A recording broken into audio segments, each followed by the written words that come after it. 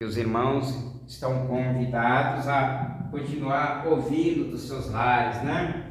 Porque o Senhor Deus, Ele é bom e Ele é Deus que governa em cima nos céus e embaixo na terra. Ele está aqui governando as nossas vidas esta noite, né? Glória a Deus, aleluia. Nós vamos aqui continuar a leitura da palavra, né? Não vou sair da leitura, né? A leitura foi feita na primeira epístola universal do apóstolo João. Capítulo 1, do versículo 1 ao versículo 4. Um testemunho da vida de Jesus que o apóstolo João deu aqui para a igreja do Senhor. E esse testemunho continua sendo falado nos dias de hoje através da igreja, através dos pregadores, dos pastores, né? E esta noite eu estou falando do testemunho de Jesus, daquele que é desde o princípio, que Deus criou, né, todas as coisas por Ele e para Ele, né? Quando fazemos leitura no livro de Gênesis, capítulo 1, a primeira coisa que nós meditamos e entendemos é que Deus no princípio criou os céus e a terra, e o João está falando desse mesmo acontecimento, né? O que era desde o princípio, desde o início da criação do mundo, né? E Deus criou os céus e a terra, e a Bíblia diz que a terra era sem forma e vazia, e havia trevas sobre a face do abismo. E o Espírito de Deus se movia sobre a face das águas. E disse Deus: haja luz, e houve luz. E viu Deus que era boa luz, e Deus fez separação entre a luz e as trevas. E Deus chamou a luz dia, e as trevas Deus chamou noite, foi a tarde e amanhã o dia primeiro. Aí Deus inicia fazendo, depois da criação dos céus e a terra, e essa terra sendo sem forma e vazia, não tinha formosura nenhuma sobre a terra, não tinha luz, era escuridão total, né?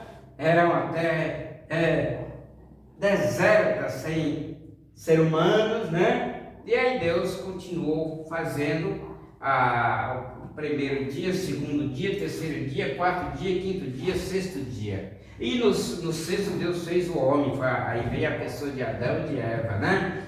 Aí no sétimo dia, no dia de sábado, Deus descansou de toda a sua obra, né? E aí o apóstolo João está falando do que era desde o princípio. Está falando, não, falou. Deixou aqui nos dias do seu ministério para nós hoje. Quem está falando aqui ou eu que estou lendo e você que está ouvindo e lendo de casa, né? Estarmos falando das mesmas coisas do princípio da criação. E no meio da caminhada, aquele que era desde o princípio, o alfa e o ômega, o princípio e o fim, o primeiro e o derradeiro, o que era e o que é e o que há de vir, o Todo-Poderoso, se manifestou. E hoje manifesta novamente através da palavra por quem crê. É preciso crer para saber que Jesus continua manifestando através da pessoa que está lendo, da pessoa que está meditando, das pessoas que estão ouvindo. Ele continua e nós continuamos o seu testemunho para que mais pessoas venham a crer e receber o Senhor como seu Salvador, né? E aqui ele deixou escrito para nós o apóstolo João na sua epístola universal, né? O que era desde o princípio. Ele disse aqui o que ouvimos e o que vimos com os nossos olhos, né? O que temos contemplado. E ele disse: as nossas mãos tocaram da palavra da vida. A palavra da vida é Jesus. Está dizendo que as mãos deles tocaram em Jesus, na mão de Jesus também, que é hoje para nós a palavra da vida. Jesus é a palavra, porque Ele morreu, a sua vida está nesta palavra. E quem medita Ele e obedece tem a vida de Jesus, está se enchendo do Senhor Jesus, se alimentando do Senhor Jesus, o pão vivo que desceu do céu e foi repartido por todos através desta palavra. Não está falando só para você, está falando da palavra para quem obedecer. Eu sou o pão vivo que desceu do céu. Quem comer deste pão viverá para sempre. Jesus é o pão vivo. Então, ele é a palavra.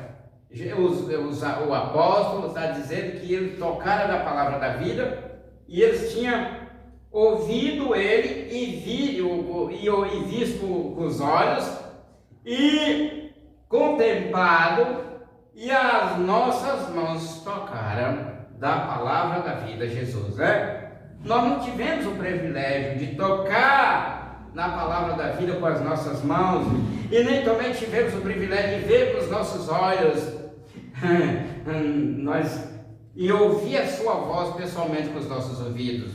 Nós sentimos através da palavra a sua presença, através do Espírito Santo. Para nós é diferente do que para os que conviveram com ele, né? Eles tiveram o privilégio de andar com a palavra da vida, de tocar na palavra da vida, de ver com os olhos, de tocar com as mãos, de contemplar a sua formosura, né? E nós não tivemos, mas sentimos pela a presença do Espírito Santo através da meditação e do aceitar que esta palavra é a única palavra da verdade que pode salvar o homem do pecado, né? Meditamos lendo e meditando ela, obedecendo o que ela está falando. Se guardardes os meus mandamentos, permanecereis no meu amor, do mesmo modo que eu tenho guardado os mandamentos de meu Pai, permaneço no seu amor.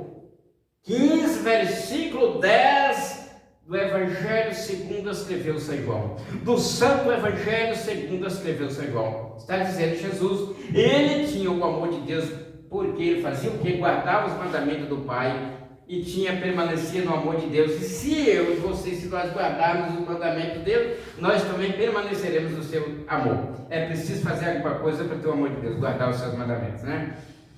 E agora ele diz, e aquele que diz que está nele também deve andar como ele andou. 2,6 aqui da primeira epístola universal do apóstolo João, está dizendo aqui no capítulo 2, versículo 6, aquele que diz que está nele também deve andar como ele andou. Como é que Jesus andou? Eu vou falar só numa coisa só, em espírito.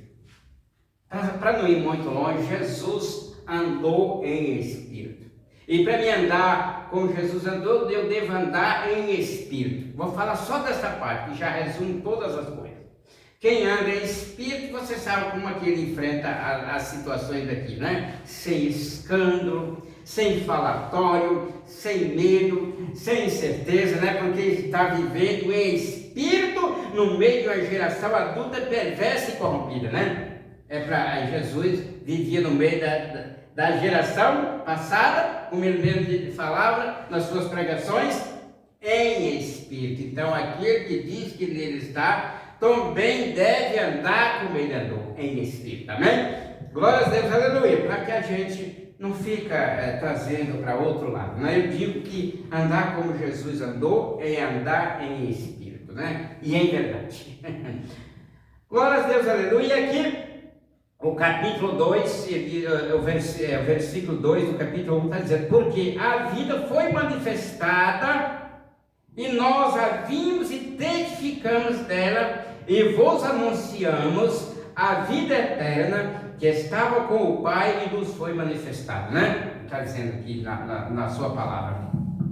Porque a vida foi manifestada, né? E nós a vimos e testificamos dela. A vida eterna que estava com o Pai nos foi manifestada. E ele disse, o que vimos e ouvimos, isto vos anunciamos, para que também tenha o quê? Tenhais comunhão conosco. A quem ouvia deles tinha que ter a comunhão também com eles, porque a comunhão deles era com o Pai e com seu Filho Jesus Cristo. E quem pratica esta palavra também vai viver nesta mesma comunhão uns com os outros, porque tem comunhão com o Pai, com o Filho e com o Espírito Santo, né? E ele diz aqui, O que vimos e ouvimos, isso vos anunciamos, para que também tenhais comunhão conosco, e a nossa comunhão é com o Pai e com seu Filho Jesus Cristo, né?